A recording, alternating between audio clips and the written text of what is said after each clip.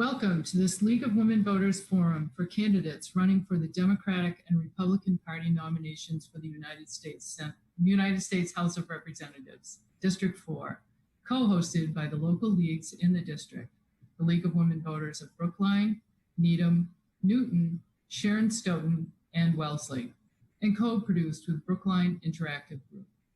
This forum is being recorded on Wednesday, August 5th, 2020. The video will be available shortly after the live event. My name is Joanne Berry, and I am the moderator for this forum. I am a league member from Acton and a member of the board of the League of Women Voters of Massachusetts and town moderator in Acton. The League of Women Voters is a nonpartisan, multi-issue organization that encourages informed, active participation of citizens in government. The League does not support or oppose candidates or political parties. No League members involved in this forum, including the planners, moderator, and timekeeper, are endorsing any of these candidates for this office. There are 9 candidates running in the Democratic Party primary and 2 running in the Republican primary.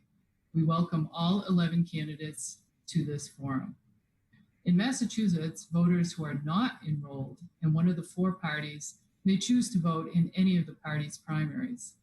Voters enrolled in a party may only vote in that party's primary.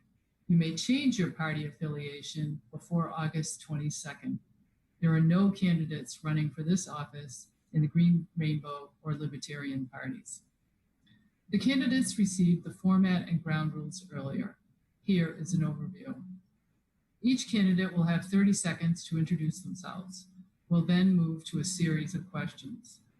5 or 6 of the candidates will respond to each question in random order so that each person doesn't always follow the same person and is also in different groups for the responses. Response time will be 1 minute. The timekeeper will run the countdown clock, which is visible to the candidates, will alert them to 15 seconds and stop. So please finish up at that time. In the interest of time, rebuttals will not be allowed. Questions were collected in advance from the public via email and selected by the League of Women Voters. We will finish with 2-minute closing statements in reverse alphabetical order. Please remain muted when not speaking. We will start with the 30-second opening statements from each candidate. Mr. Auchenklaus, you are first. Thank you. And thank you to the League of Women Voters for doing this. I'm Jake Auchenklaus. I'm a Marine veteran. I'm a city councilor in Newton. Recently, I'm a new dad. And I'm running for Congress because Donald Trump's America is not the America I fought for as a Marine captain. It's not the America I've worked for as a city councilor in Newton. I want to help rebuild the country that sent my grandfather, a poor Jewish kid, to college in the darkest hours of World War II. Its commitment to justice, its institutions, its self-confidence. I'm looking forward to talking about how we can do that this afternoon. Mr. Cavall. I'm Dave Cavall. I started out as a 4th grade public school teacher, and then I worked for Deval Patrick, the Obamas, and the White House, and Maura Healey. I don't just want to have this job, but I'm ready to do it. To pass a Green New Deal, Medicare for all, ranked choice voting. Look at all these good candidates. No one should win with 20% of the vote. I also recognize this is the 100th anniversary of women's suffrage and that we have so much work left to extend true equality to all women, especially women of color. I hope to earn your vote. Go to davecavall.com to learn more and ask me a question. Thank you. Ms. Grossman.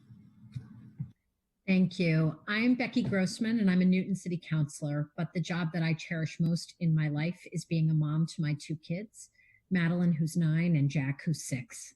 I'm running for Congress with the fierce urgency of a mom fed up by what's going on in this country and determined to make change. Out of 435 members of Congress, we only have 25 who are mothers of school-aged children, and I believe that if we had 100 or 200 moms in Congress, it would change the conversation in Washington completely. And I look forward to having the discussion today. Thank you. Ms. Hall. Yes. So my name is Julie Hall. I'm a retired Air Force colonel. I'm a veteran and a proud single mother of an Army veteran. I've been serving our communities, the Commonwealth, and our country for the majority of my adult life. I'm running for Congress because I believe the hardworking people of the 4th Congressional District and the things that are important to us have been consistently underrepresented in Congress, and that we deserve a choice and a voice for us. Thank you. Thank you. Mr. Casey. Hi, my name is Alan Casey. I'm the father of Murmel, who is 18 and just graduated from Brookline High School, and of Reese, age 12, who just finished 6th grade at the Lincoln School. I'm also the husband of Vanessa Kirsch, a serial social entrepreneur who, like me, has dedicated her life to public service. More than 30 years ago, my friends and I invented City Year because we knew that the system was failing too many people and we had to do things in a different way. City Year served as the model inspiration for AmeriCorps, and now more than 1.1 million people have served our country. That's what I'll bring to Congress. Thank you. Thank you. Ms. Leckie. Thank you to the League of Women Voters for hosting this forum. I'm Ihsan Leckie. Across our country, people are demanding change to a system run by corrupt special interests and rich white men for too long. We need leaders who represent our diversity and courage, not the corporate elite. In just over a decade, I went from mopping restaurant floors to taking on the biggest banks on Wall Street. Now, as the only woman of color in this race, I'm fighting for racial, social, and economic justice and environmental justice across our district. Thank you. Ms. Linas. I am Dr. Natalia Linas. I'm an epidemiologist, a mom of 3 little kids, and a Greek American who entered this race because of the COVID disaster. We have today over 155,000 Americans who have lost their lives. We're approaching 5 million Americans who are infected, and the federal government simply does not have a plan. I have led through crises at the United Nations. I have been at the front lines at the New York City Health Department, and I'm ready to lead us through this one. Thank you. Thank you. Ms. Murmel. Thank you so much to the League for organizing today. My name is Jessie Murmel, and I'm running for Congress to take on Donald Trump and his minions, fight for Medicare for all and reproductive justice, and lead an equitable recovery from COVID-19. I've built a 20-year career here in Massachusetts, leading on bold progressive change. From my time as a senior staffer at Planned Parenthood, working side by side with Governor Deval Patrick on the select board in Brookline and leading the state's progressive business organization. I'm looking forward to making the case for my campaign today, and I thank you for the opportunity to be with you. Thank you. Mr. Rosa.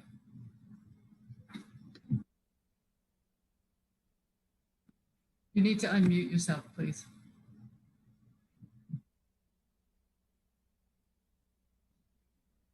There you go. Okay. Hi, I'm Dave Rosa, and I want to say hello to, first of all, thank the League of Women Voters and say hello to all the members of the community that are watching this. Thank you for tuning in and paying attention to the candidates. I am retired several times over. I have been serving my town of Dighton, 3rd term as a Parks and Recreation Commissioner, and we have budgets and we have do planning, and I work on a little legislation on the side and work with my state rep to see if I can't push that forward. I've been Thank you. Your time has expired. Okay, thank you. Mr. Siegel. Yes, good afternoon, everyone. My name is Ben Siegel, and I want to thank the League of Women Voters for putting together this afternoon's forum. We need now more than ever to elect a diverse leader like myself, who would be the first Latino ever elected to Congress from Massachusetts, who truly understands the diverse perspectives of this community. And more importantly, we need to elect a leader who's going to amplify the voices of everyone in the community and not just a privileged few. I am that leader, and I look forward to today's conversation.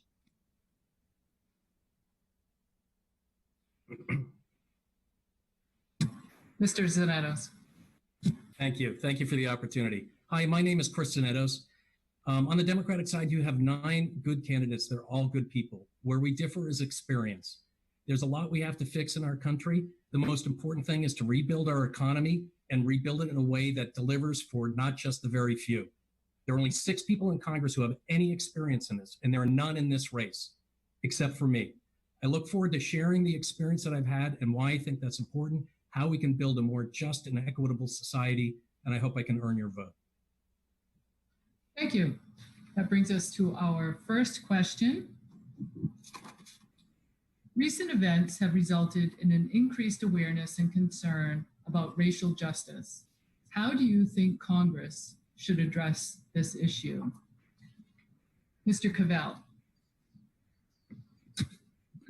Well, Black Lives Matter, and we need to act like it for the first time in 400 years. I've called for reimagining and divesting from policing and banning police chokeholds, establishing national standards for the use of force, ending militarization and qualified immunity. Republicans have been defunding education and social services for decades, calling it tax cuts for the rich. Let's fix that. Every policy we need to pass needs to be intersectional and progressive. Take criminal justice, which is good at criminalizing poverty and really bad at criminal justice. When I was working with Maura Healey, I participated in restorative justice retreats at Norfolk MCI. That's why I support the First Step Act and the People's Justice Guarantee, mass incarcerations, the new Jim Crow. Let's legalize marijuana and expunge convictions, repeal mandatory minimums and end cash bail, end felon disenfranchisement and the death penalty. I also support teaching Black history to every student in this country. I've proposed the George Floyd Act for education. It's on my website. Every single student should learn our real history. Thank you. Mr. Casey. There is an extraordinary awakening happening in our country in response to the brutal killing of George Floyd and others. We've now had 70 days straight of peaceful protests, more than 30 million Americans. We have to make sure that that energy is used to break open the doors of Congress and actually get transformational change. I've proposed, along with Cornell William Brooks, former past president of the NAACP, who I'm honored has endorsed me in this race, an American Truth, Justice, and Reconciliation Commission, chartered by Congress with $50 million. This commission would be led by moral leaders, people like Brian Stevenson and William Barber and Mitch Landrieu. It would be charged with coming back with transformational reform in criminal justice, in public education, in public health, and in economic justice. We have to make sure that we take this moment and lead to a more secure country of racial justice and healing. Thank you. Thank you. Ms. Linas. The question of racial justice is central to anyone who works in public health because we see the inequities played out in lives lost. Moms, babies, premature mortality from cardiovascular diseases like cancer. These inequities are real and they have an impact. And racial justice is not simply something we can solve at paying attention to one institution, such as the police. We have to solve it at the collective level. Our society needs to embrace the call for reparations, to admit that 400 years of slavery, Jim Crow, and policies that the federal government put in place, from redlining to the Social Security Act that did not include so many Black workers, has failed so many Americans. I will fight for a future that works for everyone. Tragedy, which has played out so poorly for Black Americans and Hispanic and Native Americans, is the call that I think everyone around here can get behind to say, let's do better, and we can build a better future. Thank you. Mr. Rosa.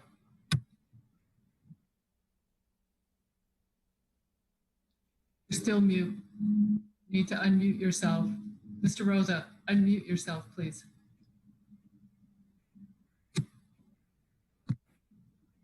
All right. So I'm disgusted by the answers I'm hearing. This is constantly what we hear from the liberal Democrats who have the tremendous record of their cities, and we can even see it on the news over the past 60 days. They're the ones that have failed the minorities. And these folks in this interview probably don't even know where minimum sentencing came from. It was the leaders of the Black community that needed relief from members who were coming in, their own members of the community that were committing savagery on it. The best cure for much of that is economic prosperity. We've got to bring the jobs home. We've got to support those economic policies like President Trump is working on right now. Let's get back to economic prosperity. Let's spread that around. Let's lift everybody up with the economic prosperity that America is very capable of having and sharing with all of the members of the United States and probably beyond. Ms. Hall. Yes, I agree with a lot of this discussion that's going on, in particular about the healthcare and the public health in particular, that within the inner cities in particular, we do have to shore up that. When we talk about Medicare and Medicaid programs, my background, I am a hospital administrator 26 years in one of the largest fully taxpayer funded healthcare programs in the world. So I can tell you about socialized medicine, and we do have some very, very large disparities between races and cultures and so forth. So we do have to work on that kind of thing. But I also agree that we need to share the economic prosperity. And we have to be able to have opportunities that when people want to work harder and they want to have not a handout, and I believe that, but they want to step up, that we need to have programs that are available for those people that really do want an opportunity to go forward. The question is, how do we identify those people? So thank you. Yeah. Thank you. Our next question. Do you support the Green New Deal concept? Why or why not? That goes first to Ms. Leckie.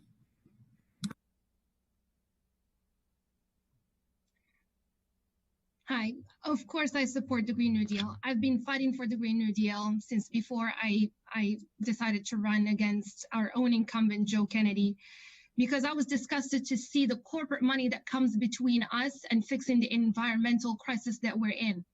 I was disgusted to see that our own representative was invested in Exxon and was taking money from fossil fuels and was not boldly pushing in Congress on the environmental issues that we need.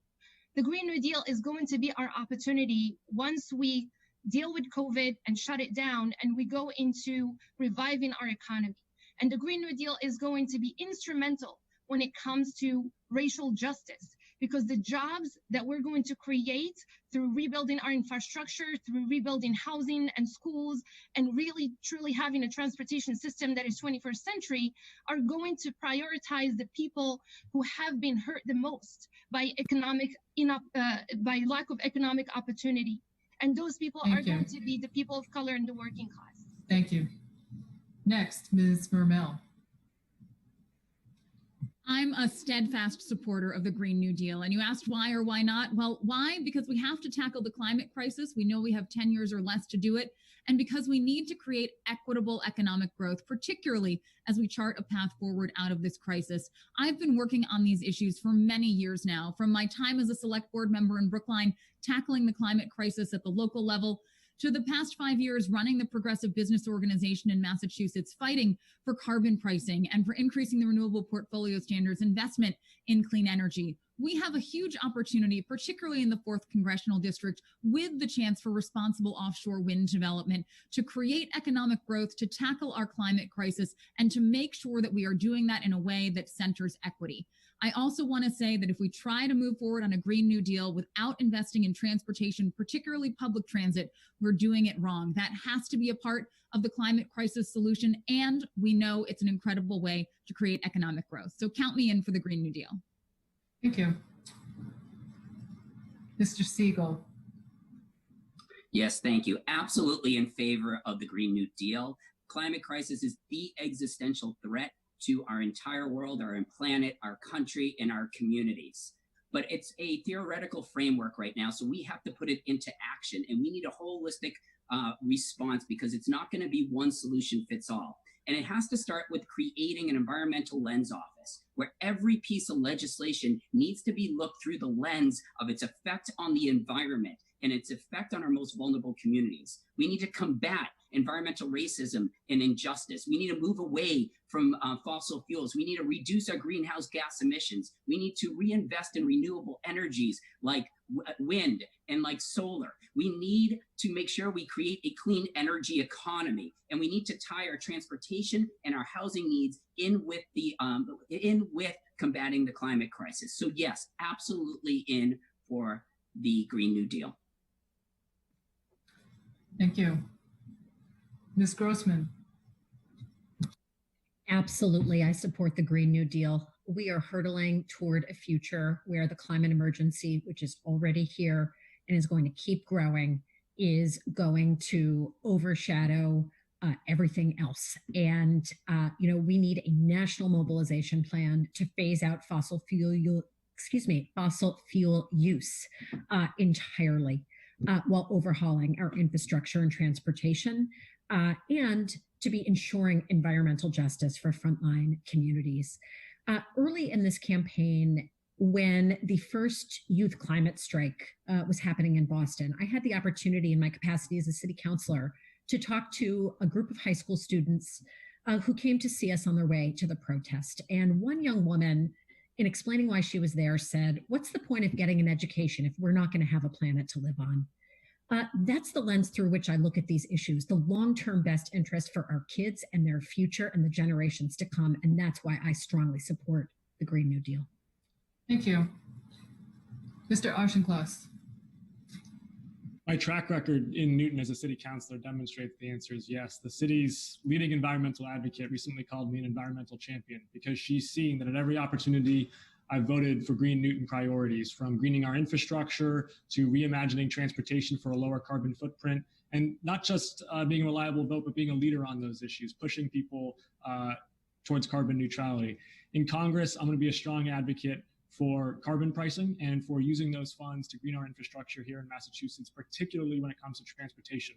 Transportation accounts for 40% of the carbon emissions that drive climate change in Massachusetts. It's also a major driver of economic inequity in this Commonwealth. We need to be using funds from carbon pricing to create reliable, rapid regional rail, all electric, connected bus, rapid transit, better infrastructure for cycling and walking. We need a new Eisenhower plan, not for highways this time, but for public transportation. And we need a Green New Deal to do that. Thank you. Mr. Zanitos. Thank you. So look, I'm an MIT graduate and a tech entrepreneur, so I believe in data. The data is clear. We have a problem.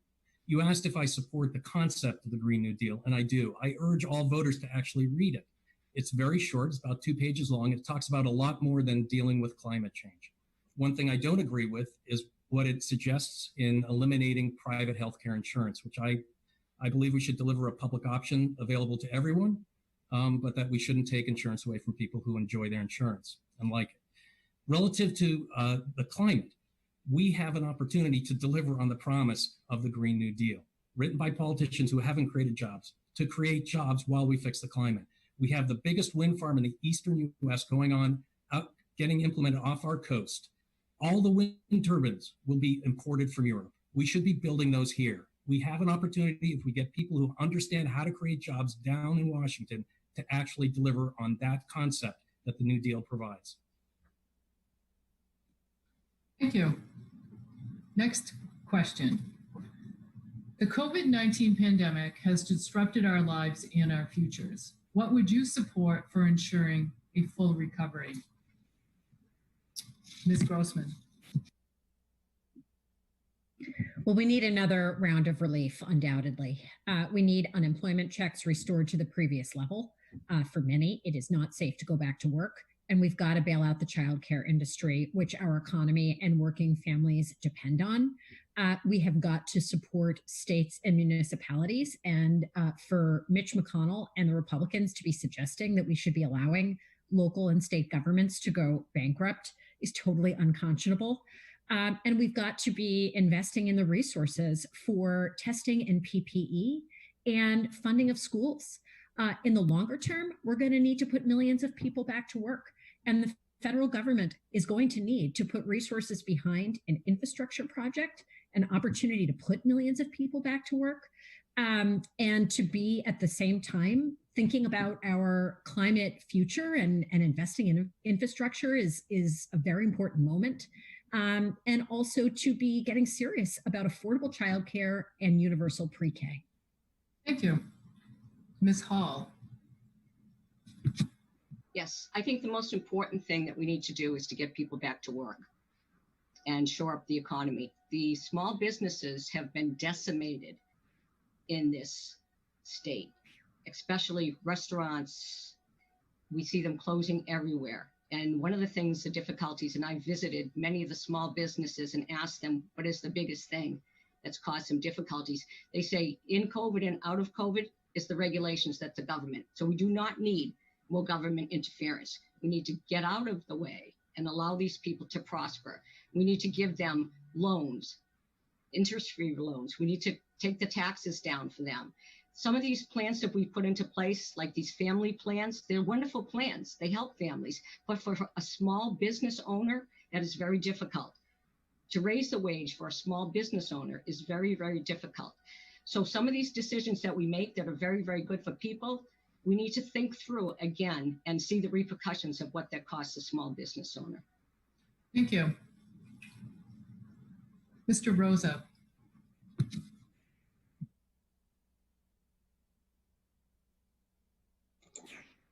Well, I want to go back to the new Green Deal for a second here. Please raise your hand if you're sitting in an air-conditioned room. Nobody wants to admit to sitting in an air-conditioned room. Yeah. Okay. So, this is what the Democrats want to portray, that the United States is the big bad monster on this. But in fact, it's the Chinese and India that are producing most of the air pollution and God knows what else. So they should be advocating a new Green Deal for China or for India or for other places that are doing most of the pollution. The United States has made tremendous progress in that regard. Getting back to the other item, we can come up with programs that will help people, but we're spending ourselves into an awful hole. We just need to get back to work. We'll generate the solution. Thank you. Ms. Linas. I think the first step is to admit that we can't get people back to work until we have controlled the virus. We need to suppress the virus because our economy depends on having healthy workers. So I have a 26-page plan because I'm an epidemiologist. But what my plan talks about is how do we reopen safely? How do we recover from the impact? And how we rebuild in line with the Green New Deal? Because we are going to be putting a lot of money into the recovery phase. But we need to be honest with ourselves. This isn't going to be weeks or months. We're talking about years. And we need to be honest with ourselves that we can't go back to normal because normal failed so many Americans. So the plan has to be comprehensive, it needs to be ambitious, and it needs to ensure that at a minimum, we put public health first. That means testing, contact tracing, getting people the means to stay home when they need to stay home. We need to bail out the businesses, ensure that they have the money to stay closed. We need to make sure that parents have food and unemployment benefits and everything in order to get this right. But we are in a mess. Thank you. Thank you. Ms. Leckie. Thank you. Our government has bailed out the large corporations and left working people to struggle. Our priorities need to change now. First, we need immediate relief, making sure that all frontline workers have proper PPE, that our hospitals have the ventilators and beds they need to operate and save our people, and the financial support to keep them out of bankruptcy. We need $2,000 a month for every individual during the crisis and for at least 6 months to 1 year after. We need to keep workers on payroll and guarantee healthcare and paid leave for all and support our local governments. In the longer term, my priority in Congress will be to pass a green economic recovery plan in line with the Green New Deal that creates great paying jobs, combats the climate change, and creates an economy that works for everyone. Thank you. Next question. What essential elements of comprehensive immigration reform? What are the essential elements of comprehensive immigration reform that you would advocate for in Congress? Mr. Edos.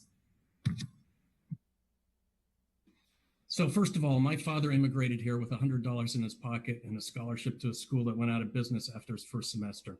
I'm a big believer in the opportunity the United States can provide that does not provide to everyone equally. But we have so many problems with our immigration system. Whether it's at the border for people seeking asylum, we need to continue to be the country that is the beacon of hope and liberty and justice for everyone. Whether it's with our people who come here from overseas for school and get degrees, and then we kick them out when we need them here to fill jobs like engineering jobs. But fundamentally, what people don't want to talk about and address is the fact that too many Americans will not support immigration reform because they're afraid of their jobs and losing them to immigrants. Now, whether we believe this is true or not, we have to create more jobs for the middle class and the middle wages to eliminate this as a roadblock that is the thing that is stopping us from getting to immigration reform. Thank you. Mr. Auchenklaus. To start by abolishing ICE. ICE has lost its moral mandate, and it does some functions that we would need to reconfigure, like combating human trafficking. But as an institution, as an agency, ICE needs to go. We need to lift the cap on refugees. We need to be a place that welcomes people from all corners of the world. The Rohingya, the Uyghurs, people who are being persecuted throughout the world need to find refuge here. We need visa reform, especially in Massachusetts, but everywhere in this country. We should be a place that the best and the brightest flock to from around the world, and we want to keep them here. And we want to be a place that can harness that huge human potential. And we need a pathway to citizenship for everybody who's in this country right now, period. But perhaps most importantly, we need to dismantle the hate-filled mindset that Trumpism has invoked. As a city councilor in Newton, I was a co-docketer of the Welcoming City Ordinance to make us a sanctuary city. And that mindset needs to come with us to Congress because we need to be a welcoming country. Thank you. Ms. Murmel. Thank you. The heart of our immigration policy has to be understanding that every human on this planet deserves to be able to live in dignity and safety. And to me, that means we need to make sure that we're passing the Dream and Promise Act, that we're protecting those here with TPS status. It means that there needs to be a path to citizenship for undocumented people living in this country. And we need to eliminate private detention. In addition to looking at this as a moral issue, one in which we're abolishing ICE and making sure that schools, medical facilities, courts, et cetera, are off limits for enforcement of our immigration laws, we need to make sure we're also looking at this as an economic issue. 1/5 of all Massachusetts workers are immigrants. I spent the past 5 years running the Progressive Business Organization here in Massachusetts. Our economy, which is already in shambles, will further crumble if we don't make sure that we're protecting the immigrants that are a vital part of our economy and who, again, deserve to live in dignity and safety. Thank you. Mr. Casey. I'm the son of immigrants and the product of the American dream. My mother's family came from Italy. My mom taught me the most important thing I've ever learned, which is every single person has a gift to give. And the way you bring that out is by loving them. My mom was a nurse. My father was an immigrant from Iran. He was a doctor. He left a country of dictatorship inspired by the ideals of our country, of liberty, equality of opportunity, democracy, and most of all, justice for all. First thing you have to do is stop the vilification and division, and this is a wedge issue. From the moment he announced his campaign, Donald Trump started sowing hatred and division. We need to end that. Secondly, we need to make sure that the dreamers can stay here. It's the only country they've known. Third, we have to understand that the immigrants in our country built this country. 40% of the companies are started by immigrants or children of immigrants. Finally, we need to build a coalition. The vast majority of the country wants to get this done. They understand we're not going to kick out 11 million people undocumented. And if we build a coalition, a movement, we can get Congress to do the will of the people. Thank you. Thank you. Mr. Cavall. Well, we absolutely need comprehensive immigration reform and to stop demonizing and targeting immigrants. Look, I've represented a refugee in an asylum proceeding in Maura Healey's office. I was on the team that kept a citizenship question off the 2020 census, defended DACA and Dreamers, sued ICE on the Muslim travel ban, the family separation policy, and the horrifying conditions in detention centers. If you want someone who knows this issue, I do. This is why when I say I'm going to tear apart ICE, you can count on me to do that. I get that the Trump administration is the most racist, anti-immigrant administration maybe in this country's history, but our immigration system was broken long before him. I've worked with Mira. I understand 1 in 5 workers in Massachusetts was born abroad. The numbers are higher in many communities. So long-term, yes, to your question, we need comprehensive immigration reform that totally reforms or abolishes ICE, permanently protects DACA recipients and TPS holders, guarantees due process in our system, grows legal immigration, and creates a pathway to citizenship. We need to talk about these issues better. As a speechwriter, I know how to do that. Thank you. Mr. Siegel.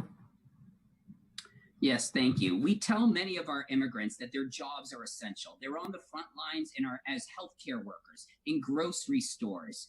They're in our agricultural fields. They're our construction workers. And then we don't treat their lives as if they're essential. We must stop that. And that's why we need comprehensive and compassionate immigration reform. We need a pathway to citizenship for the 12+ million undocumented immigrants. We need permanent status for our TPS holders and for our DACA students. We need to eliminate the public charge rule. We need to repeal 1325 of the U.S. Code, which allowed for criminalization of unauthorized access over the border, because that is what separated families from their kids, and that's what created the detention centers. And absolutely, we need to stop ICE's xenophobic harassment and fear and intimidation tactics that they have on our immigrants, because we are all a nation of immigrants. Thank you. Our next question. What role, if any, should the federal government have in guaranteeing fair and equal access to voting for all? Mr. Casey.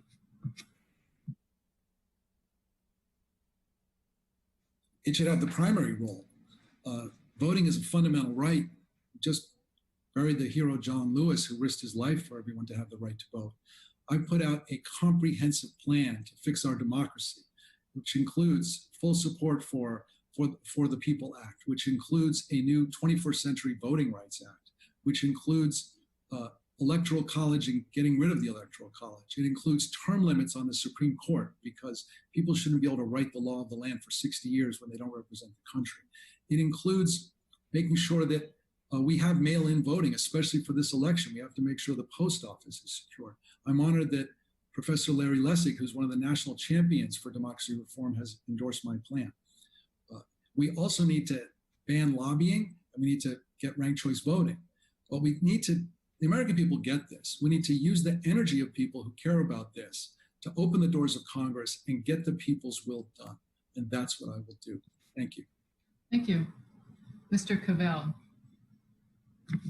Well, voting rights are civil rights and are guaranteed by the federal government through the Voting Rights Act. So voting should be easy, right? Well, it's not. Stacey Abrams should be the governor of Georgia, but because of voter suppression in African-American communities, she's not. We've seen the Voting Rights Act undermined. We've seen Hillary Clinton lose an election. She won by 3 million votes. We've seen voter ID laws and even a new poll tax in Florida for re-enfranchised former felons. This is why we need to fire Donald Trump.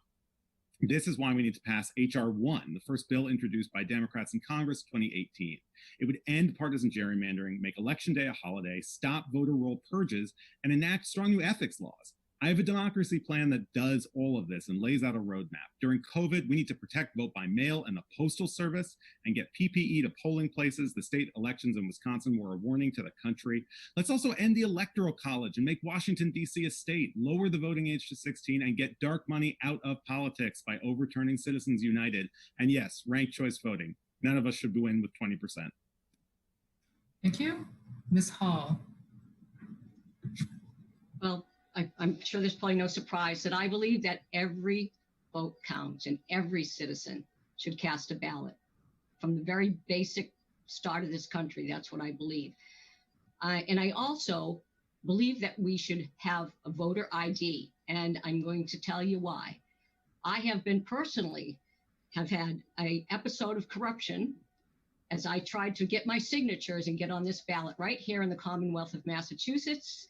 And an affidavit was put into the Secretary of the State. And as you know, another Republican also had difficulties here. So I think that that's a difficulty that we have in this state. It is actual. I do think that there needs to be accommodations made for people that have difficulties, medical difficulties. That modification was already made by the Secretary of the State. So this whole large mail-in process really did not, in my estimation, need to happen. However, everybody should vote and everybody should have an ID. Thank you. Ms. Leckie. Thank you. So, I agree with a lot of what some of my progressive colleagues here have shared about voting rights. But I want to bring our attention to redistricting, in that we look at gerrymandering as either partisan or racial, but we don't look at it from the top-down perspective, much like our district where we have some of the wealthiest communities grouped with some of the poorest communities in our country.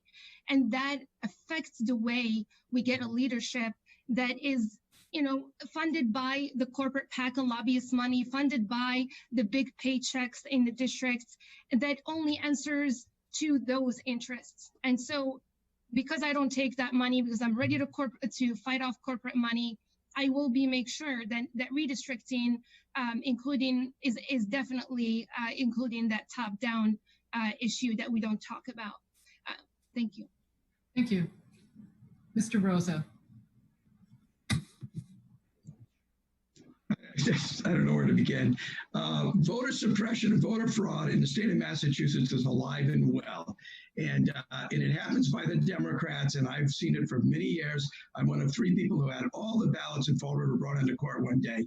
I just recently saw it on the South Shore when 4 or 5 towns, they did not put out their signs to tell people that voting was that day, and that's not an accident. And so that's a form of voter suppression. Right here in Dighton, a couple of our selectmen organized a Black Lives Matter rally right near the voting place. Voters were afraid to come in to vote. The Democrats have got to get out of the voter fraud business, and we'll take care of the rest after that. We'll get good representation. Thank you. Next question. What should Congress do to address systemic racism? Mr. Auchenklaus. This is an issue I've worked on and been leader on as a city councilor in Newton, tackling the intersection of housing and racial justice and going toe-to-toe with 2 different police chiefs on police reform issues in Newton as a chair of public safety. There is much to be done in Congress, and I will call out a few things. One, as I've written about, we need to demilitarize the police. And even more importantly, we need to change our mindset about the use of our military and the use of our police forces here. Since 9/11, there has been this creeping sense that we want our military to police people overseas, a failed mission that I was part of, and that we also want our police forces internally to act almost as occupying forces in our public squares, which disproportionately affects minority communities. We need to end that. We also need to reinstate the consent decrees that Attorney General Holder used with great effect to make sure that local police departments that were acting inappropriately, like unfortunately Springfield here in Massachusetts has a long history of doing, were held to account and had to change. Thank you. Mr. Edos. Well, first of all, anyone who doubts that we have systemic racism just needs to look at the evidence. The FBI's own information shows very clearly in policing that if you're a person of color, you're much more likely to be shot if you are stopped by police. First thing we need to do is pass the Justice and Policing Act. We need to drive greater transparency, greater training, demilitarize the police. We also need to encourage our communities to come together and look at this as a holistic problem. I'm a cybersecurity person. We believe in prevent, detect, respond. Policing is just part of that. We've got to work at mental health and other community services as well. But we have to recognize that when zip code and color of your skin are the 2 greatest correlated factors to the ability to get ahead in life and build an income to raise a family, we have to address the economic issues. Access to internet, access to healthcare services, access to good transportation to get to jobs, and many, many more obstacles that people face. Thank you. Ms. Grossman. The systemic racism in this country is real. It's real in every city and town in this district and throughout this country. We absolutely have to enact police reform, including ending qualified immunity, demilitarizing the police, instituting civilian review boards and task forces, and so many other reforms. But that can't be the only focus. We also have to go system by system, talking about housing justice, economic justice, climate justice, voting rights, and education. To take the example of housing and confronting the historical redlining and the effects of redlining that are still with us today, That's something I have been very proud to be a voice about in Newton in supporting the largest single infusion of affordable housing in our city's history in a recent vote, and speaking in favor of the Northland Project. And the federal government has a lot more to do to ensure housing justice. Thank you. Mr. Siegel. Thank you so much.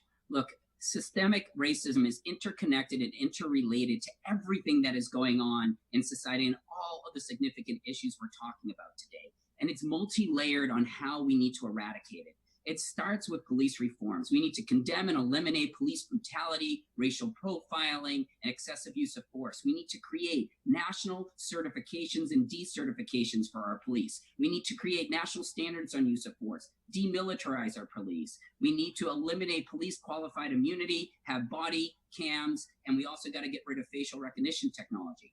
During the next layer, we need to eradicate systemic racism in our housing, education, healthcare, transportation systems, and environment. And finally, there are 4 underlying reasons under all this. Support and protect the voting rights of all Americans. Teach our children from the earliest age that lies, stereotypes, and prejudice can turn into hate. Elect diverse leaders and make sure everyone is filling out their census questionnaire. Thank you. Ms. Murmel. Thank you. You know, Joanne, you asked what Congress must do to tackle this issue, and the answer is everything, because there's no single area of policy in America that isn't touched by systemic racism, going back to, over 400 years ago before this nation was founded. We cannot tackle systemic racism without talking about housing or workplace policies, without talking about voting rights, without talking about transportation, and of course, without talking about reforming our police. I'm a big supporter of defunding the police, proud to be a supporter of the student-led movement in Newton to advance that. And reforming our criminal legal system. But what I haven't heard us talk a lot about here is our healthcare system. Systemic racism is alive and well there. You see that in the healthcare outcomes for Black and Brown communities. It's why I'm a supporter of Medicare for All. That is an important component of any plan for racial justice. We cannot have racial justice in this country without healthcare justice. That includes reproductive justice. I'm proud to have led on that area when I worked at Planned Parenthood League of Massachusetts, and I'm committed to being a fighter for it in Washington. Thank you. Ms. Leckie. Thank you. Throughout the history of our nation, we have suffered from direct racism and systemic racism, and we see that everywhere, from healthcare, from the school system, from our environmental injustice, from immigration, from our attacks on the indigenous communities, and more. I believe that we need leaders who represent our diversity and courage. As the only woman of color in this race, I do hold a space for those who have not had a say at the decision-making table and who have not been able to bring the perspective of the lived experiences of our communities of color. I believe that our district is overdue to have a woman of color representing us, and not only because of that, but because of the ability of bringing all of our communities, no matter the color, no matter where they were born, together to solve the problems of systemic racism, including defunding the police, Medicare for all, a Green New Deal, and getting corporate money out of politics and out of the way. Thank you. Our next question. Describe what actions you will take in Congress to reduce our dependence on fossil fuels and to address climate change. Mr. Cavall.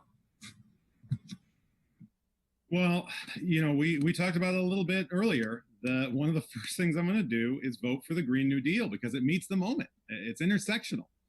Look, the question right now is whether the young people watching this forum will be able to breathe the air and drink the water when they grow up or not. Half of my 4th grade students had asthma because of environmental racism, and we're polluting communities of color by design. But look, I'm the one here who has helped investigate ExxonMobil in the Attorney General's office. We sued the Trump EPA to stop offshore oil drilling off the coast of Massachusetts and protect the Endangered Species Act and the Clean Water Act. Here's the good news. This is our economic recovery plan. There are 50,000 coal jobs left in the whole country and 110,000 clean energy jobs in Massachusetts alone. So we need to decarbonize transportation, leading cause of emissions, finish South Coast Rail, make public colleges and universities tuition free, make Fall River the leader in Atlantic offshore wind, including at the Brayton Point coal power plant in Somerset, pass a Blue New Deal for our oceans, and target those jobs at communities of color and immigrant communities. I'm not taking fossil fuel. Thank you. Mr. Rosa. Thank you, but I think that racism thing needs to be answered. I'm very sorry to see that the Democrats here are trying to make up for their deeply embedded racism, but I'm also sorry to see that they're calling the entire audience racist and their parents racist, and everything they ever built was racist, and everything they ever worked for was racist. It's just sad. I mean, if you feel like you're a racist, okay, but hopefully you'll get over that. I have been a victim of racism, and you move on, and you keep working on it, keep treating people right, and eventually get by it. So in terms of oil, great. Let's not take any oil from the Middle East. Let's let the Muslim world go fish on their own. That's fine by me. So, this thing of going after the power plants, that power plant in Somerset's been closed for years. Mr. Black Lives Matter, the code name for Antifa, shaking his head. Great, super. Put all the load on us. Like we haven't got enough. Thank you. Thank you. Ms. Linas. I just want to take a comment to say, Dave Rosa, you haven't experienced racism because racism is about power inequities. And as a white man, you have the power in our society. And structural racism is not about individual interactions. It's about our society. So let's go to my question about what actions we will take to reduce our dependence on fossil fuels.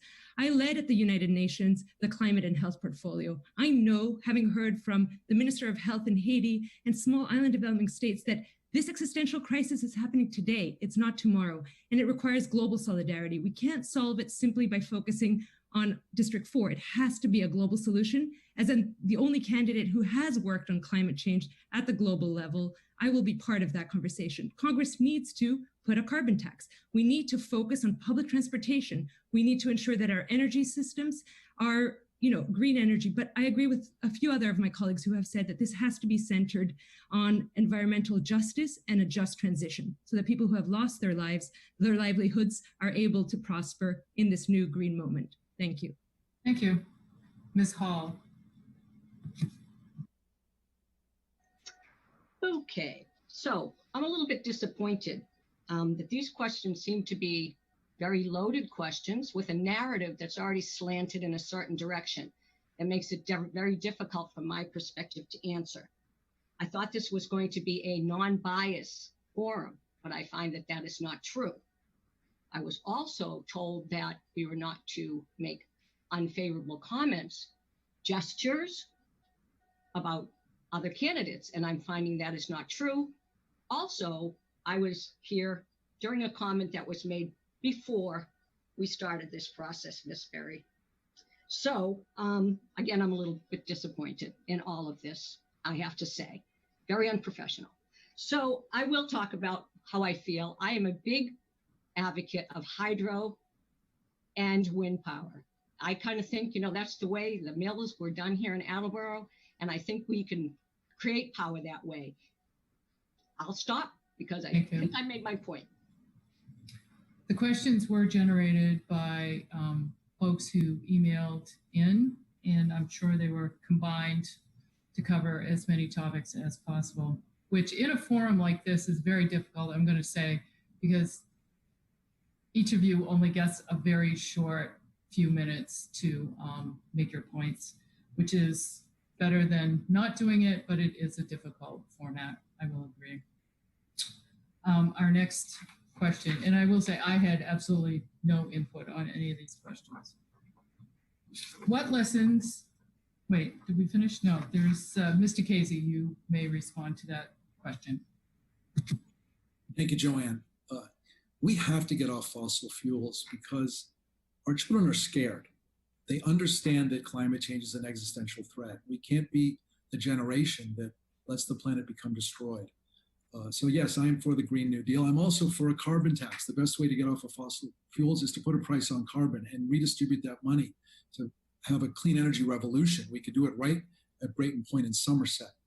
But I also have a strategy. As you see, we're all for this. The question is, what's your experience? Do you have a strategy? In building the service movement and getting Congress to follow the will of all of us who thought there should be expanded national service, we built a coalition. We brought all the groups together. And if I'm elected, one of the first things I'll do is meet with other leaders in Congress who care about this and bring together the Sunrise Movement. Thank goodness for them. NRDC, the League of Conservation Voters, the Sierra Club, Secretary Kerry's new group, Al Gore's group, and say, folks, we got to work together on a strategy. We got to build a movement to break open the doors of Congress and finally end the grip of the fossil fuel companies on our country. That's what I'll do. Thank you. Thank you. Next question. What lessons have we learned from the COVID-19 pandemic that can be part of a recovery and, quote, new normal strategy?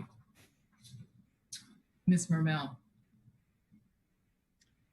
I want to challenge the premise of the question because, quite frankly, what we've seen during COVID are challenges that have been in front of us for years, in many cases, decades and generations. They're just in sharper relief now. The challenges around equity, around public health, around systemic racism have been there this whole time.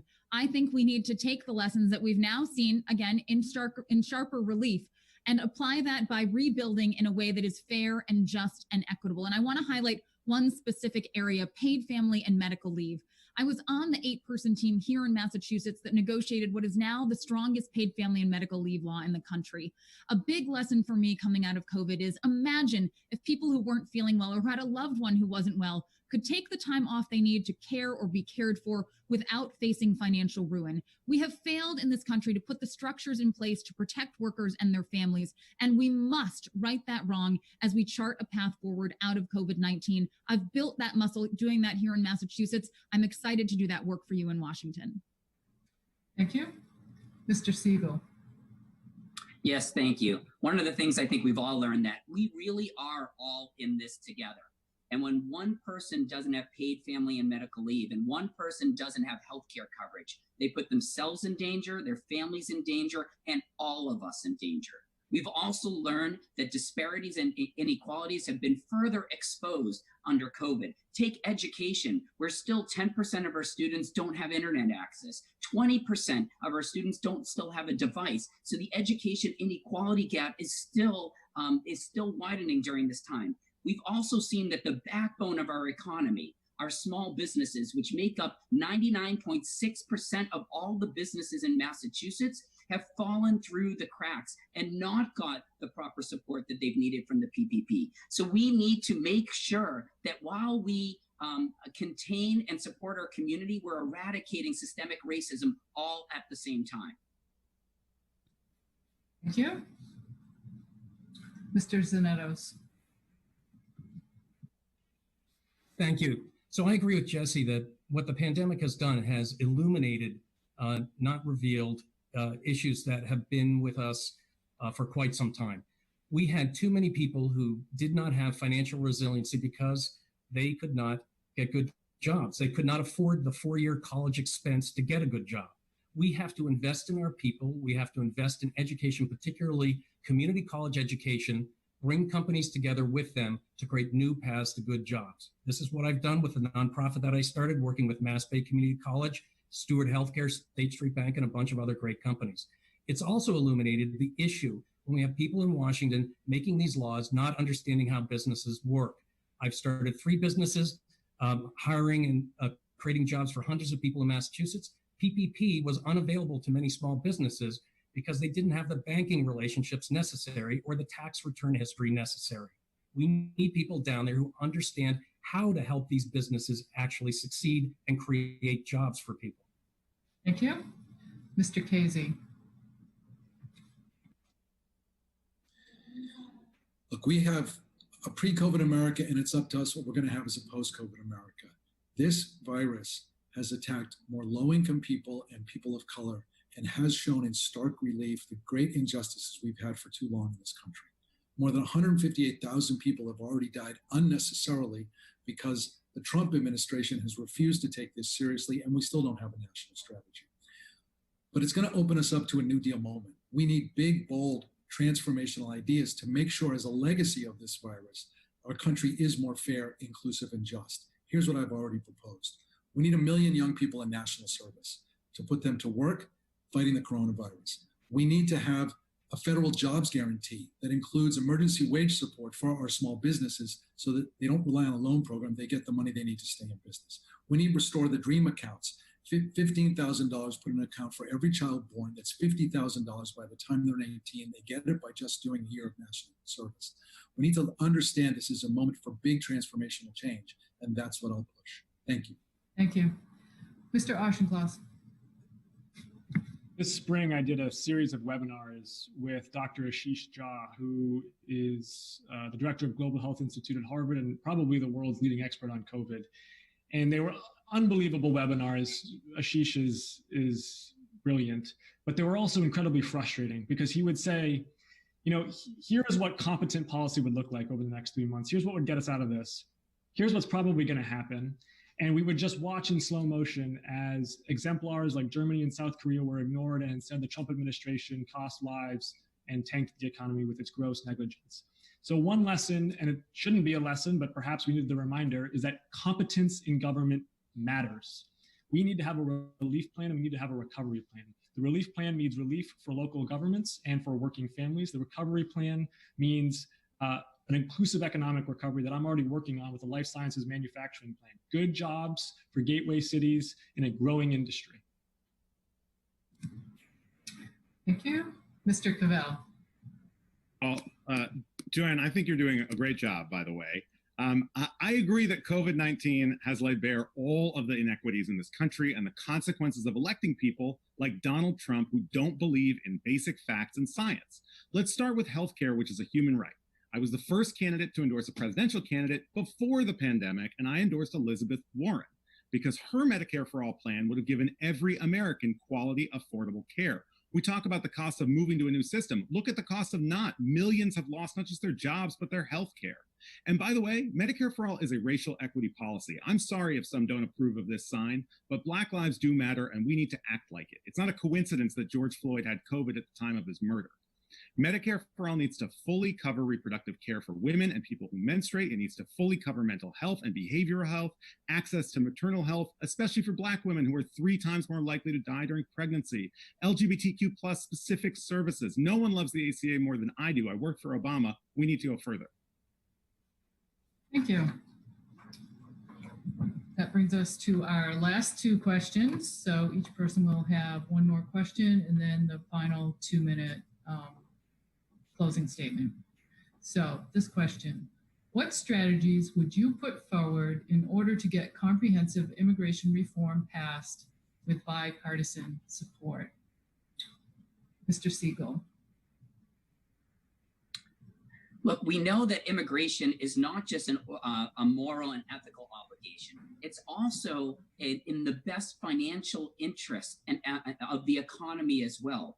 Passing comprehensive and compassionate immigration reform doesn't just help families and individuals who are on the front lines. It helps employers. It helps everyone. We know in Massachusetts that we had 200,000 open jobs before COVID-19 and 130,000 people looking for jobs. And one of the reasons was because we had immigrants who had the skills and training, but didn't have the English proficiency language. So we need to make sure that there's more free English classes so that they can go into those open jobs that employers are looking for. We need to find the middle ground with our Republican colleagues in order to pass a comprehensive, compassionate immigration reform and a pathway to citizenship for a 12 million plus healthcare for all and unemployment assistance, because their lives are essential just like their jobs are essential.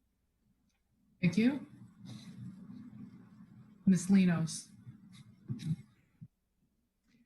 I understand that immigration policy has been a contentious issue. I also speak as someone who was born to international students in the US, so I have US citizenship, but was raised in Greece. I moved back to Massachusetts at 17 and chose to live here because I believe that the US has the will and the ability to bring in people like me who have been raised overseas, who have different experiences, and the diversity is what makes this place really special. The fact that my daughter at Pierce in Brookline has classmates who speak 11 different languages at home, that's wonderful.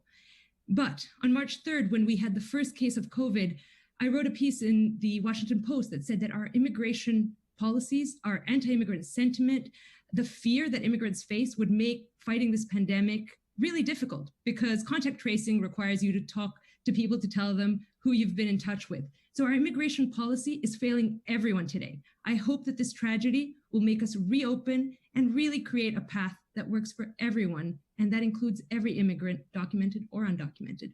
Thank you. Thank you. Mr. Rosa.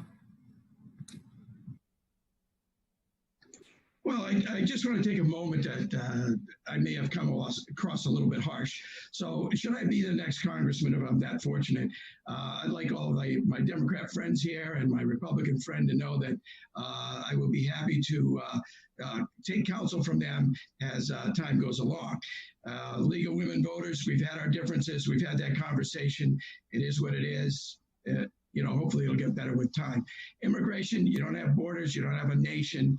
We have to do immigration properly. The foundation of immigration is we're looking for people that fit our economy as we're going along, and we look for people that have sound mind, sound body. Put your hand down there, Captain. We're not in the Marine Corps. So, we just got to, we can handle this, and we can handle it well. But that doesn't mean we're going to take down our borders and have some system that invites everybody. We should export our system so people don't run from their corrupt governments overseas. Thank you. Ms. Leckie. Thank you. As you know, this is an issue that is very personal to me as an immigrant who came from Africa, from Morocco to here at age 20 with nothing, and did everything that I can to become the first in my family to graduate college, did everything that I can so that I don't get in trouble or even report when I've been subject to abuse. And I saw a lot of what our immigrant community goes through and how we inhumanely, even in our own progressives, Democrats, talk about immigrants as an economic tool. And that just has to stop. Immigrants are human beings. They come here to live and to be Americans as everyone else. And everything that we need to do should talk about them the same way we talk about our own children. Thank you. Thank you. Ms. Grossman. Thank you. This is about values. I am able to be here today running for Congress because my grandfather came to this country. His family escaped Poland before the Holocaust. He came here not speaking a word of English, enrolled in the public schools, was able to earn his way to higher education, ultimately to become a dentist. And 2 generations later, I sit before you.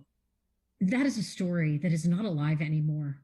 And when I think about families coming to our country and children ripped out of their parents' arms, it absolutely breaks my heart. We have got to open our arms to refugees again, to create the path to citizenship that we know we need, that we enshrine protections for our dreamers through legislation, and get back to that value of what's in the long-term best interest for families. Thank you. Ms. Hall. Yes. So I was on the board of directors at the Literacy Center, which is much of what Mr. Siegel was talking about, and teaching people to speak English. And there were folks there that had PhDs that couldn't get a job because they didn't speak English, dentists, so forth. And I had a great eye-opening experience, got to work with the person who vacated this seat. And I also worked with Project Citizenship, and filling out those applications was horrible. So I got to see an eye-opening experience, a firsthand experience of what it's like. And I believe people should become citizens if they come to this country. And because I believe that and have experienced how hard it is, I think we do need to reform to make the process easier. I have also gone to the graduations, and I've seen these families and what it still means for these families to become American citizens, happiness and tears when they have these families and these people become American citizens. I'm glad to see they still value becoming an American citizen. Thank you. I got booted out there for a second, but I think you guys are all now in a different place, but yeah. Our final question. Yes. Do you support consistent nationwide procedures with regard to voting and elections? And please describe what you think would be the right thing. Ms. Grossman. Yes, we absolutely have to play an incredibly proactive role here. First of all, of course, eliminating voter suppression and making sure that we have federal standards in place to protect the right to vote for everyone. I'm very glad that we have vote by mail taking place now, but it shouldn't have taken a pandemic for us to get here. Priorities like restoring the Voting Rights Act, making sure we have automatic voter registration, a national holiday for Election Day. These are ironclad principles that we have got to put in place because this is our most fundamental right, the heart of our democracy, at the core of our values. And that's where I stand on these issues. Thank you. Mr. Auchenklaus. One of the most consistent patterns in American history is states trying to suppress the vote of minority communities. We see at election time these long polling lines pop up in neighborhoods with disproportionate amounts of Black or brown communities. And of course, that's not coincidence. That is very much on purpose. We need to update the Voting Rights Act to give the federal government the muscle it needs to ensure that every person in this country has their voice heard on Election Day. We need to make vote by mail a system that people can count on nationally. And that means also funding the United States Postal Service to the degree that it needs to be funded to do its job properly. The Trump administration has waged a private war against the USPS that undermines its ability to do its job. And finally, we got to seriously look at the Fair Representation Act, which would end gerrymandering and introduce ranked choice voting, of which I was a strong early supporter, and thereby create fairer elections and undermine gerrymandering's pernicious influence. Thank you. Ms. Linas. I agree with a lot of what has been said already. The consistent nationwide priorities, the point that it's national, can help us get away from the fact that many people have been trying to suppress voter rights and suppress them systematically. And so that is a first step. We do need to talk about it. We need to act on it. A lot of people during this campaign have also asked me if I would be for supporting lowering the age to 16. So I thought I would take this opportunity to say that I think so, yes. Youth have been at the forefront of the climate movement. They have been at the forefront of the racial justice movement, and they should have the right to be part of our setting a future that works for them and for everyone. But gerrymandering is something we need to address. Voter rights, automatic, making it easy even day of, as I know you have supported the day of when you show up, because voting is so fundamental. And I don't believe that fraud is as big an issue as some of the others on this, our Republican colleagues have highlighted. I simply do not believe that. Thank you. Mr. Zanetos. Thank you. So I think, frankly, that you're going to see not too much difference between those of us who are Democrats in terms of our view of this. We all believe that there is voter suppression. We can see it. We believe it must be addressed. We all, I think, believe that HR 1 should be passed, that we should have a national holiday for Election Day, that we should get rid of gerrymandering. And we have to admit that our district is horrendously gerrymandered. Let's be honest about it. But there's one thing I do want to add from my perspective, as someone who's been in cybersecurity for a while. We've got to be very careful about where we take this consistent national approach to voting. Having different states with different systems actually makes us safer from a perspective of cyber attacks to actually impact our election. Having paper is good to protect against cyber attacks. Things being technology driven isn't always the answer. So I just want to put that out there for us to keep in mind as well. Thank you. So that ends the questions. And now each candidate has 2 minutes to finish up and close. I would like to thank all of the candidates for participating in this forum, and I hope that all of the viewers who are watching now and who will be able to check it out later as it is streamed will gain the information they need to make their choice. So let us begin with the closing statements. Mr. Zanitos. Thank you, Joanne. And thank you. I want to say thank you to the League of Women Voters. I am partial to the League. My wife is actually the treasurer of the League here in Wellesley, so I need to give a shout out to the League in Wellesley. Thank you for this opportunity to speak with the voters. I greatly appreciate it. I think we all do. I want to just put on the table that it's really important, I think, for our voters to take a look at the experience that we're bringing down to Washington. I have not been building a resume to run for Congress. I do not view this as a stepping stone to another office or a 30-year career in politics. That's not why I'm running. I've spent my career building companies. I've created 3 companies, hundreds of jobs, $250 million of income. By the way, working with a lot of good people to create that, creating that income for people in Massachusetts to pay mortgages, to pay for education, et cetera. All my staff had great health care. All my staff would get a bonus I would only get a bonus if they got a bonus. We built some great companies.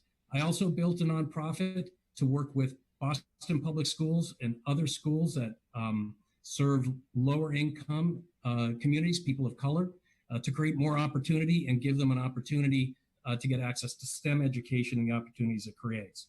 I think we need people who build things going down to Congress. We have enough fighters. I worked for Ted Kennedy as an intern. The big thing I learned from him, you can disagree with people, still fiercely advocate for your values and get things done. That's what I do. When I see a problem, I don't write a white paper. I don't give a fancy speech. I bring people together who may not normally work together to get things done, to get a win to everyone around the table. We need to end the dysfunction in Congress, regardless of all of the wonderful things we're talking about. If we cannot bring an end to that partisanship and dysfunction, we will not drive progress. This is what I'll do when I go down to Washington. I'm Kristen Edos, and I hope I can earn your vote. Thank you. Mr. Siegel. Thank you so much, Joanne, for moderating. Thank you to the League of Women Voters for putting this afternoon's forum together. Like so many of you, I jumped into this race because I was sick and tired of the divisions we were seeing in this country. Being divided by race, being divided by income, by who we love and by our abilities. I also was sick and tired of seeing the gap that was widening between those who have and have not. And I was the 7th candidate in the Democratic side to get into the race. And I didn't hear any of the other candidates talking about how do we all come together in order to solve the big issues of the day that we all have been talking about this afternoon. Because I believe we are so much stronger when we are united than when we are divided. And the foundation of any strong community is access to opportunities. It's what binds us all. And it's why the theme of our campaign since day one has been We the Fourth, that all 34 cities and towns are in this together.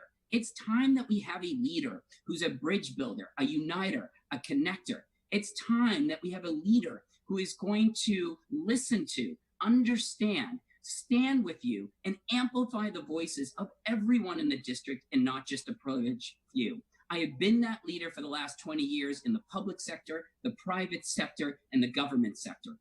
I've been that leader here in this campaign as well, as the first and only candidate to visit all 34 cities and towns in this district, as the only candidate to attend over 20 marches, rallies, and protests in 15 different cities and towns in this district, as the only candidate who has put together 32 different Facebook Live conversations with experts and community leaders in informing, educating, supporting, and protecting the community. And I will be that leader going forward as your next member of Congress. So please go to bensiegelforcongress.com, be a part of our movement, We the Fourth, and I hope I have your vote by mail early August 22nd to the 28th and on September 1st.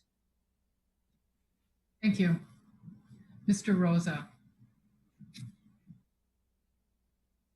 It's always a surprise when that happens. Anyway, I am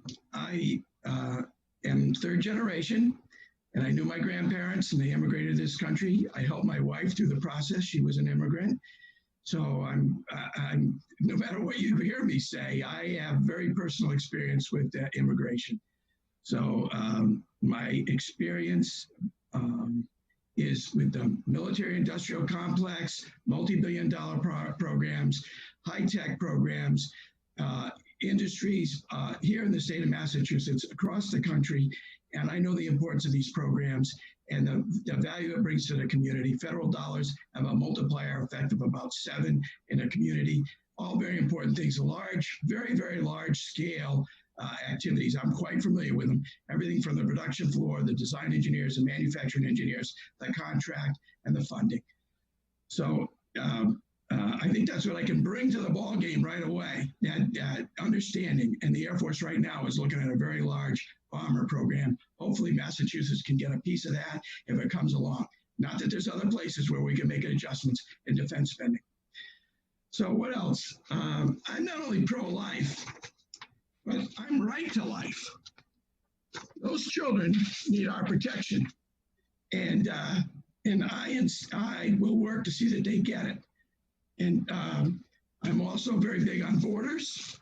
And I think that what we really need is to get back to our economy and get back to work. We can do it. We're going to have to make adjustments, but we can do it safely. Look, I'm Dave Rosa. You can write me on the Democratic ticket if that's what you pick up. At the bottom of the ticket, there'll be a space. You can write Dave Rosa, Dighton, and you can avoid these communists and Marxists if you'd like to. Thank you. Thank you. Ms. Murmel. Well, Joanne, thank you so much for moderating and to the League for putting this together. You have heard from so many great folks tonight, and I hope that I have demonstrated to you that even in this crowded and in many cases talented field, I stand out as someone who is uniquely qualified with the vision, the experience, and the team to deliver bold, progressive results for the 4th Congressional District. You know, on the Democratic side, I hear all the time that our candidates are so alike, but there are very real differences in our vision, in our experience, in our leadership styles, and in our policies. I'm one of few candidates in this race who's consistently supported Medicare for all, free public college tuition and technical school tuition, student debt relief, and defunding the police.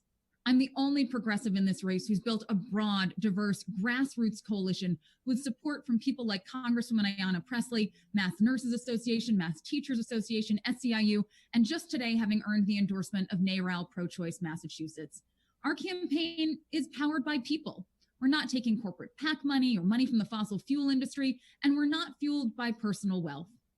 I never could have imagined that when I got in this race back in October, standing in Fall River, that the fights of my life, the fight to create opportunity for everyone, the fight to create a fair economy would be even more important today than they were in the fall. But because of a global pandemic and horrifying mismanagement by the Trump administration, we're finding that the issues we centered at the start of this campaign are even more important today than they were back there in Fall River in October. This is the moment to elect a proven progressive leader. And I believe that I have the vision, the leadership skills, and the experience to deliver the results that we need for working families in the 4th Congressional District. I hope to earn your vote. If you're interested in becoming a part of this grassroots movement, or if you just have any more questions, I hope you'll visit jessiemurmel.com, and I look forward to being your next member of Congress. Thank you. Ms. Linas. Thank you so much for hosting this forum. It has been a true pleasure. We're in unprecedented times, and people are truly hurting. They're hurting because they've lost grandparents and loved ones. They're hurting because they're out of a job. They're worried, like me, a parent of 3 little kids, about what's going to happen in September, whether schools are going to open. And yet, we don't have a plan. As a mom of 3-year-old twins, it wasn't an easy decision for me to jump into this race.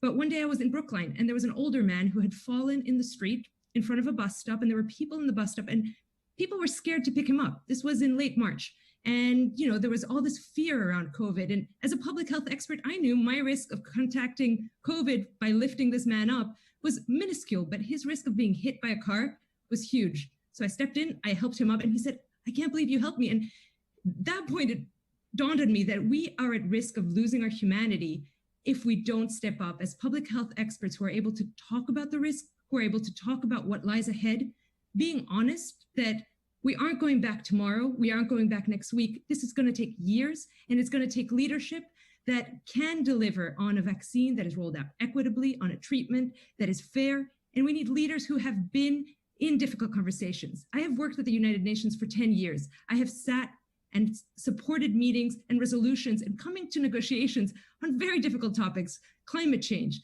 reproductive rights, on healthcare. And I will fight for turning this tragedy into an opportunity for a better future that works for everyone. I will fight for Medicare for all, because right now we know what the cost of inaction is. I will fight for a Green New Deal and ensuring that our recovery money at the federal level is aligned with the Green New Deal. I will fight for racial justice and building a country that is one that we can be proud of and our kids can be proud of and can live a healthy life in the future. So please go to my website, nataliaforcongress.com, and join our movement. I would love to have you on board. Thank you. Ms. Lecky. Thank you so much. And I just wanted to point out to Jesse that saying that, the only one who put together this coalition is false, that we also have put together a coalition of interracial, intergenerational, ethnic community across this district, across this state, and across the nation. And I do invite everyone in our district to go on my website to esan.org/endorsements to see what have we been building over the past 15 months on this campaign. Look, the right to vote for women like me didn't come when women fought for the right to vote 100 years ago. It came way after that. I'm an immigrant and I'm a woman of color. And I'm very grateful to the movements who have been coming step by step to first make it a reality for women and then make it a reality for women of color. And we will continue to fight in that direction because we believe that in our diversity and our courage and in our collective power, we can beat Trump.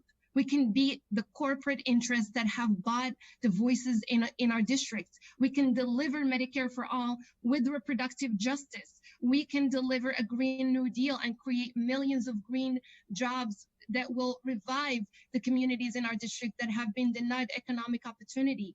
We can combat systemic racism by at least providing the basic necessities to live of housing, healthcare, clean air and water, a good education, and a good paying job. And then we can continue to combat it through coming together as coalitions and through creating a safe space for us to speak with each other, being from any religious belief, from any color, from any part of the world. This is America, and we can accomplish anything we believe in together. Thank you. Mr. Casey. Thank you to the League for this very thoughtful discussion. I'm running a positive campaign. Unfortunately, I am being negatively and harmfully attacked in a distorted way by a dark money campaign. In 2009, I supported Speaker Pelosi, all of the Democratic women in the House, including Nikki Tsongas, and President Obama's strategy to pass the Affordable Care Act. That strategy worked, and 30 million people got health care, and now I'm being attacked for supporting Speaker Pelosi's strategy. You can find all the facts on my website. I want to make it clear that I am 100% pro-choice. I'm 100% pro-gender equality and pay equity. I'm 100% for amplifying and lifting up the leadership and voices of women. It's why I co-founded the Boston Women's March and the Sister March Network that mobilized millions of people around the world. More than 30 years ago, I started City Year to inspire young people to act on their idealism and discover their justice nerves, to change the world. I realized we had to build a movement to get Washington to listen to young people. I worked closely to pass 3 major pieces of federal legislation that built AmeriCorps, and we saved it from Tom DeLay when he tried to kill it. And we beat Mitch McConnell when he opposed the Kennedy Serve America Act in the first 100 days of the Obama administration. And now 1.1 million people have served, including many in Massachusetts and across our country, fighting poverty, fixing schools, providing access to health care, preserving our environment. We have plenty of legislators and lawyers and lobbyists in Washington. Why not send a movement leader? I've been successful because I realize it's not about me, it's about you. And that together we can break open the doors of Congress. We can finally get the will of the people to be heard, and we can fix healthcare, we can save our environment, we can get gun safety, and restore racial justice to this country. I hope you'll join me. Thank you. Thank you. Ms. Hall. You know, I'm not a professional politician. In fact, I'm probably the furthest thing from it. My dad worked 2 jobs to support 6 siblings and me. My mom worked the 3rd shift as a nurse. She got home in time just to cook breakfast for us and get us kids off to school. Not unusual for a lot of families. My parents were always grateful to make enough money to put food on our table. I paid my own way through Massasoit Community College before starting my 30-year career in the United States Air Force. There aren't many members of Congress with that kind of leadership experience, and fewer of them are women. For over 26 years, I served as the Director of Medical Operations for small clinics, outpatient ambulatory services, and large medical systems in the largest government-funded healthcare program. I've worked with Vietnam veterans with PTSD, worldwide medical information systems, billion-dollar healthcare budgets, Medicare and Medicaid programs. I've been involved in local, state, federal, and government legislation. I believe in law and order. I support anyone that wears a uniform and puts their life in danger to protect others. I've been to our borders, and I've seen with my own eyes the dangers that are there for our Border Patrol agents. I'm an ordinary person. I don't come from a wealthy or a famous family, but I come from a good, solid middle class, which is the backbone of Massachusetts. Those people that get up every day to work, to take care of our families, and who struggle to get ahead. These are the people who are most negatively impacted by increased taxes. I believe in individual freedom, the importance of protecting our borders, preserving our liberties, and preserving American exceptionalism. I love the American flag. I'm running to ensure this country remains the best nation in the world. My name is Julie Hall. I'm a retired Air Force colonel. I'm here today to be your next representative for the Congressional District 4 in the state of Massachusetts. For more information, visit my campaign page, allforcongress.com. Thank you very much for your time. Thank you. Ms. Grossman. Thank you so much for having me today. For me, the issues that we've talked about throughout this campaign are personal, and I talk a lot about being a mom, but for a moment, I want to talk about my own mom, who went from being healthy and vibrant and active one day to being incredibly sick the next. I've been in and out of more hospitals than I care to count with her over the last 4 years, and have helped my parents navigate our incredibly fractured healthcare system. And it is not okay that it costs thousands of dollars a year in prescription drug costs in order for her to stay alive. It's not okay that families all over this district, our Commonwealth, and our country have to choose between the roof over their head, the food on the table, or the cost of prescription drugs that they need to take care of themselves for their loved ones.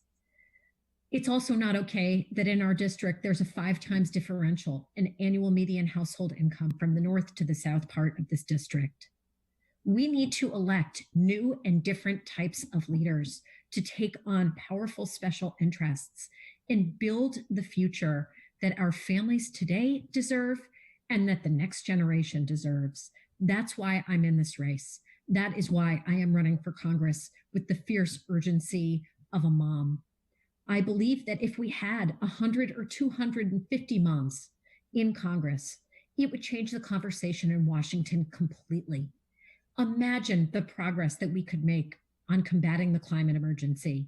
Imagine what progress we could make on paid family and medical leave and quality, affordable health care for everyone. Imagine how we could take on the NRA and keep our communities, our streets, and our children safe from gun violence. That is the passion that I'm bringing to this race, the perspective that I'm bringing to this race, and I ask for your vote. Thank you. Thank you. Mr. Cavall. Thanks again to the League and to you, Joanne, for hosting. Look, this job would be new for all of us, but the work is not new for me. I've taken on the biggest challenges and the most important fights in this country. That's what led me into public service all the way to the Oval Office in the White House.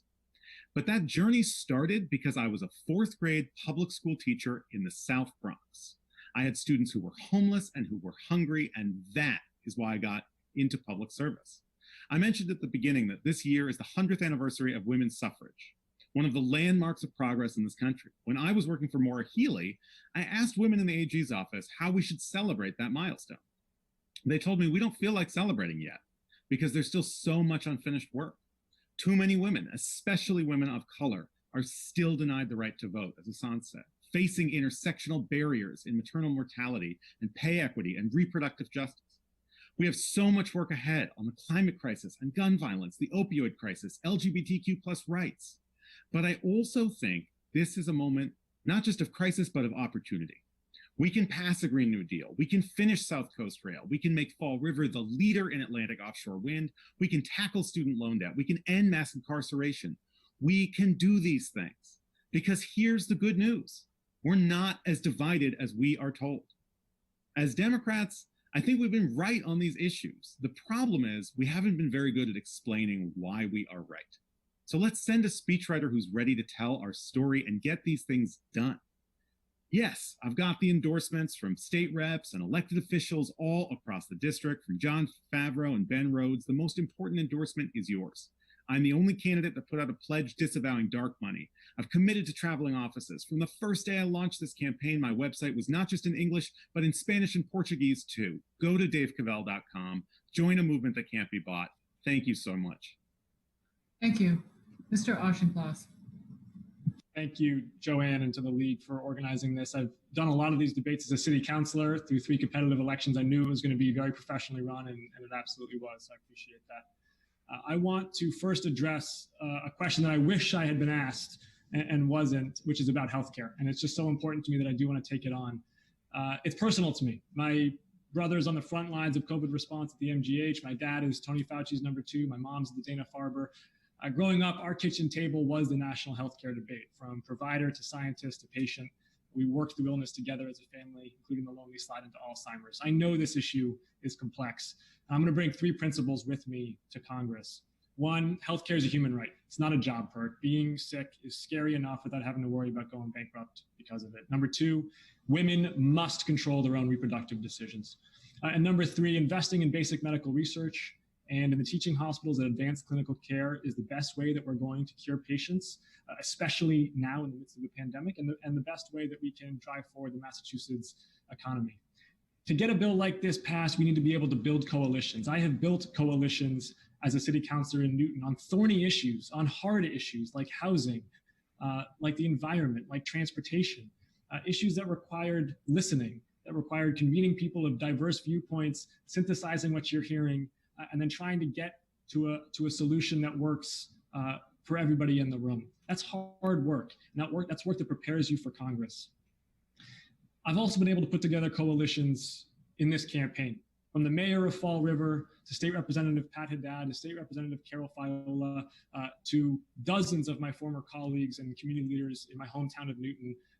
I've launched a full district campaign. It's one of the reasons the Boston Globe has endorsed me for Congress, because they've seen that I am best prepared to represent the full district on Capitol Hill in 2021. Thank you.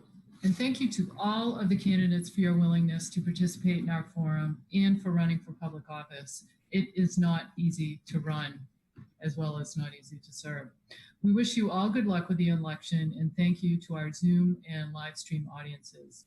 A recording of this forum will be available on the Brookline Interactive Group and the League of Women Voters websites, as well as several other local cable outlets shortly after the recording. Remember, the primary election is September 1st. There are options for early voting, by mail, and in person, as well as voting on election day. If you wish to vote by mail, either absentee or by mail, be sure to request your ballot as soon as possible. Some towns do have drop boxes. Otherwise, be sure to return by U.S. mail as soon as you can. Visit the Massachusetts Secretary of the Commonwealth website or contact your town clerk for details. Please be aware of these important dates for the election. The League of Women Voters Comprehensive Voter Guide, Vote 411, includes includes information on all of the primary offices and will include candidate responses to questions in early August. The leagues in the district thank the Brookline Interactive Group for streaming the forum and the technical aspects of the forum. Thank you again for joining us, and remember to vote on or before September 1st. Thank you.